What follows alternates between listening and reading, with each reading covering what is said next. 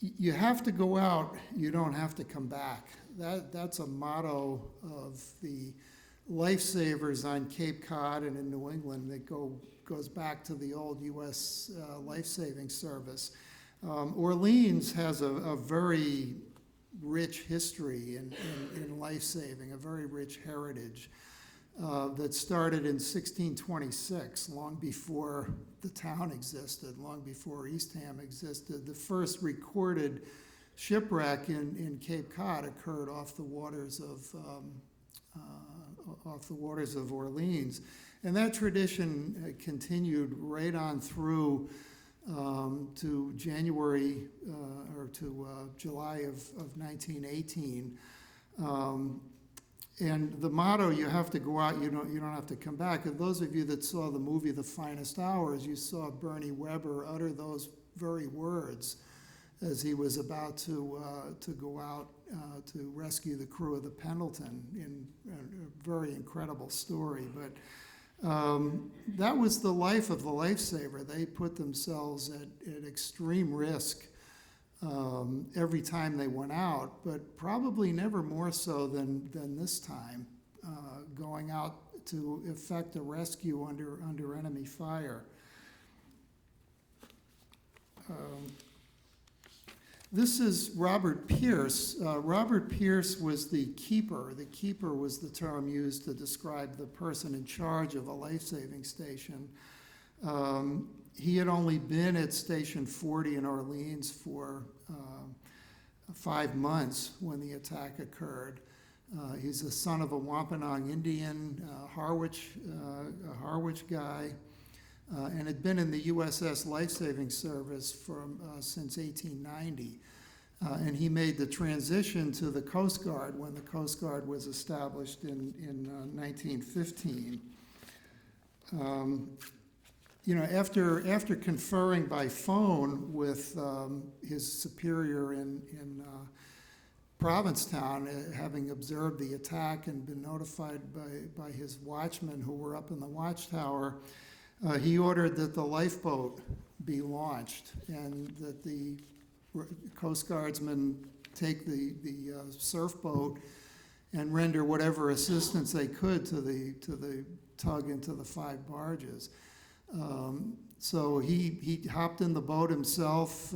His oarsman rowed the boat out, and he steered the boat. Pierce steered the boat with his long oar, and they headed right into the enemy fire. They were so close that the concussion from the deck guns on the U-156 blew the hats off of several of the Coast Guardsmen in the boat. They got out close to the point where the lifeboat from the Perth Amboy was, and the Captain Tapley of the Perth Amboy advised Pierce, don't go any further.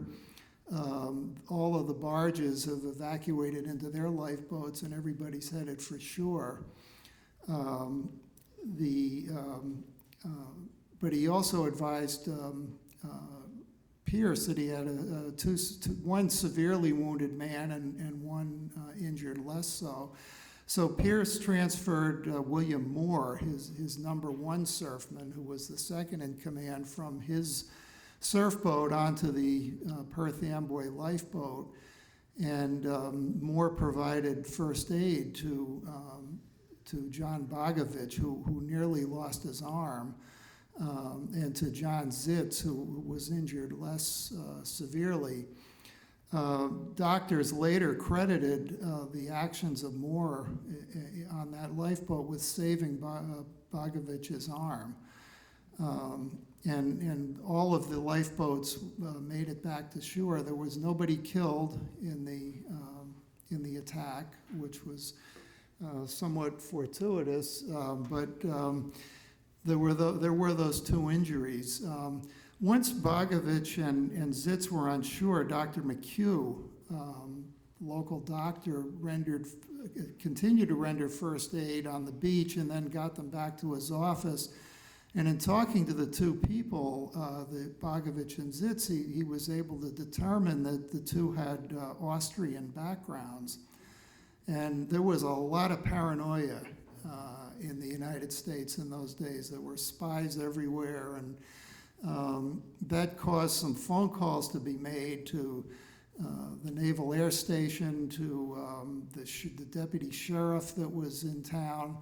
And it resulted in a directive from the Intelligence Department in Washington that the two men should be detained for questioning about their presence on the tugboat. But the courtesy and compassion of Orleans prevailed, and the two were put on a train to Boston to be treated in a hospital.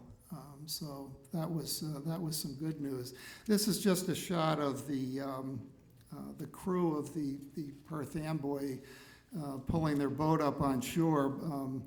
William Moore is in that picture somewhere. I have to say, I don't know which one it is. That brings us to Reuben Hopkins. Reuben Hopkins was a member of the crew. He was a young man at the time. He was 22 years old.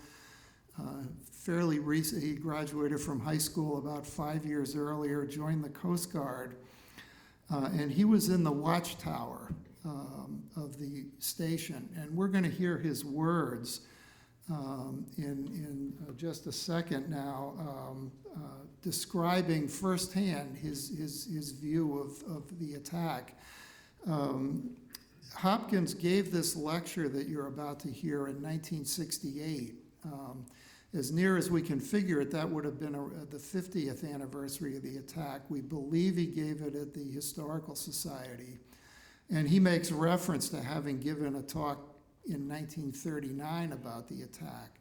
But you're going to hear the words of somebody who actually sat there and watched the whole thing. What do I do now? Just hold it. I told you I was a tech guy.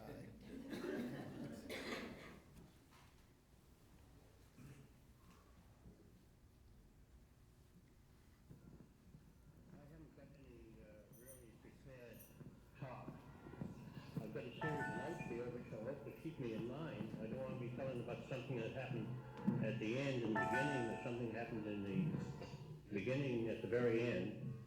So I've got these notes which I will consult from time to time. First, the station. Orleans Coast Guard Station, station number 40 in the Coast Guard area.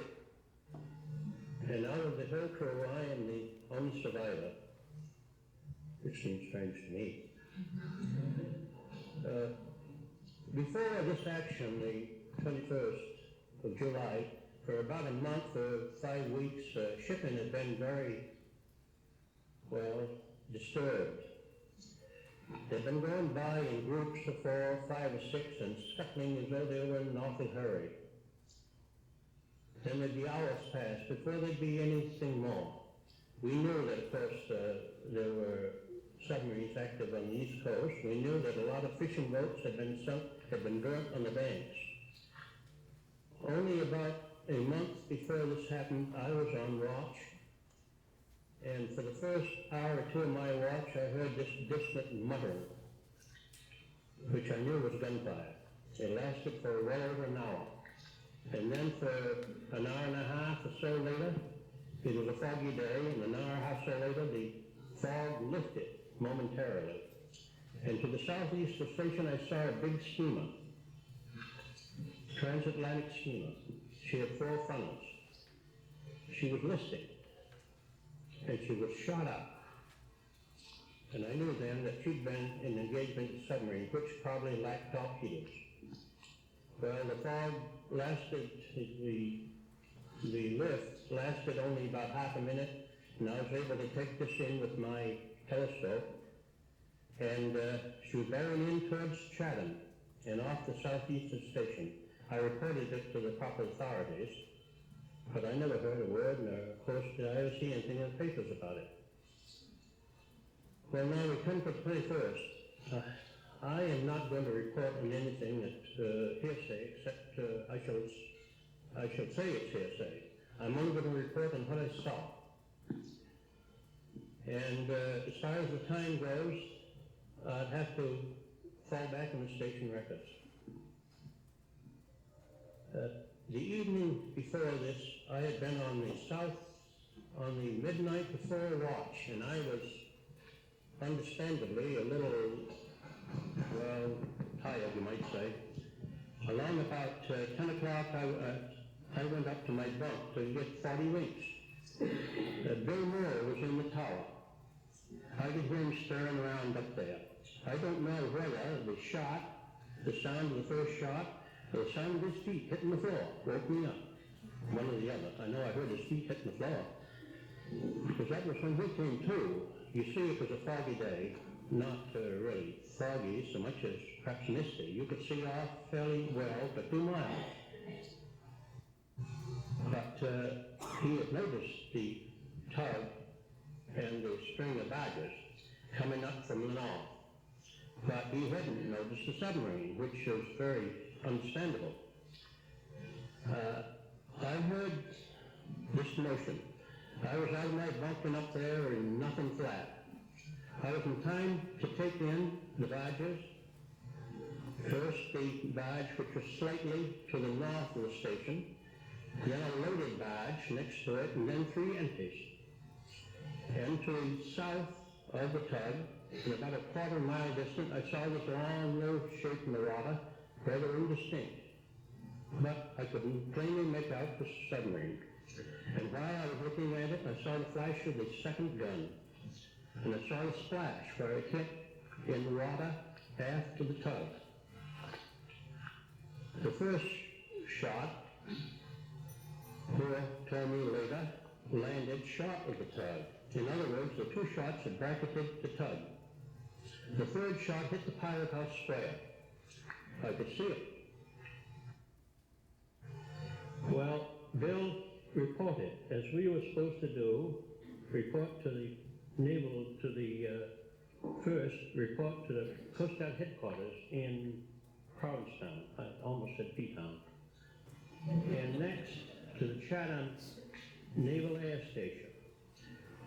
We had always rather amused us to read these directions, what we were supposed to do in case of sighting an enemy vessel. We never expected to sight any enemy vessels, naturally. Well, anyway, Bill next reported the keeper, who at once ordered the crew off the beach to go to the assistance of the tug. Well, I can truthfully say that nobody really found any fault with that order. I did hear 1 or 2 questions wondering what we were going to do to help the tug. Penniman and I were detailed to carry a large water container. It was heavy enough so it needed 2 men to carry it to the beach. We did naturally wonder what it was for. And while we were on our way, it was about 200 or 300 yards, I noticed that Moore and the captain and the keeper were talking, pointing at me. Presently, Moore came up to me and told me to double back to the tower as fast as I could. Evidently, they neglected to leave anybody there on watch in the tower, and they wanted a man who could signal. And I was probably a better signalman than I was an oarsman. I don't know, but maybe he thought so. Anyway, I went back there. I went up the tower. I took my glass and I had what I thought was a ringside seat. The first thing I observed was that the second barge, the tug had transferred its attention, the submarine had transferred its attention from the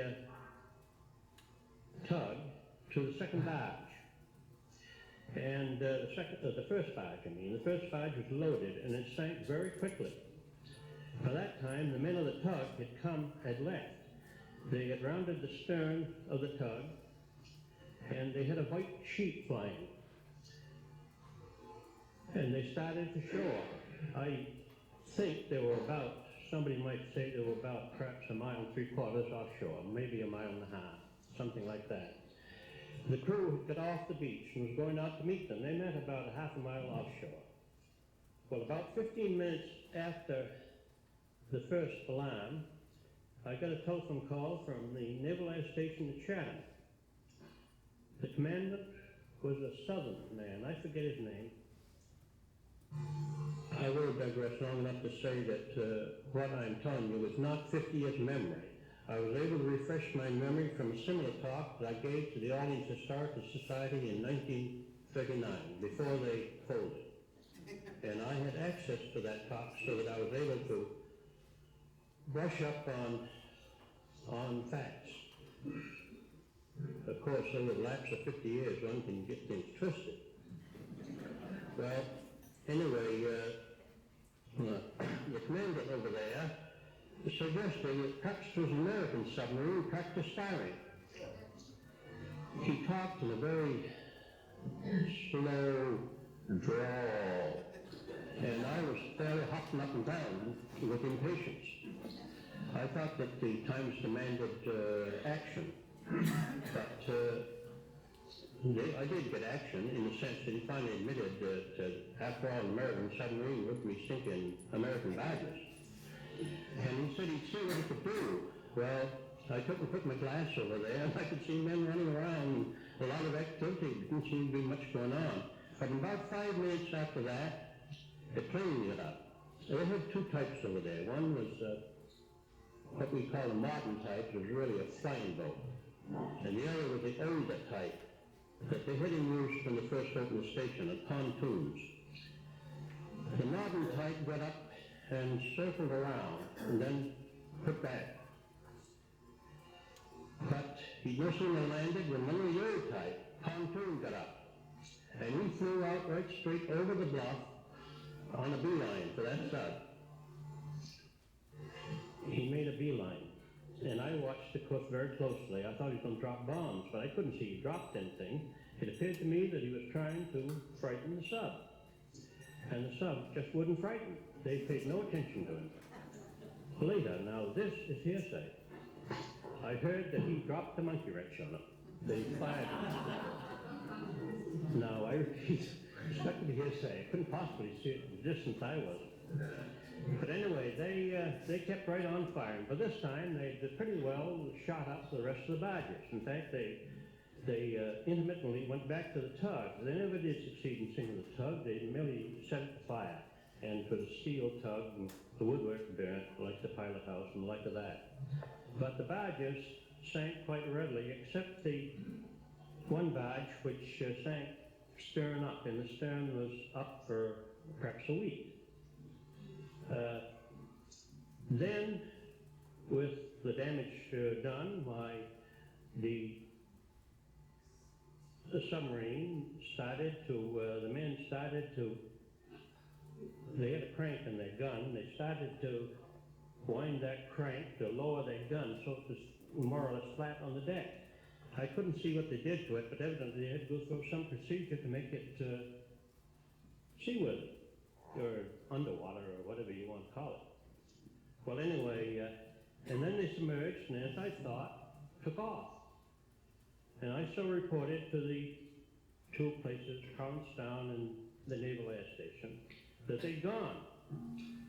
Well, I was mistaken. About 5 minutes afterwards, there they were again. This time, though, they were pointed directly towards shore. Before, they'd been broadside to the beach.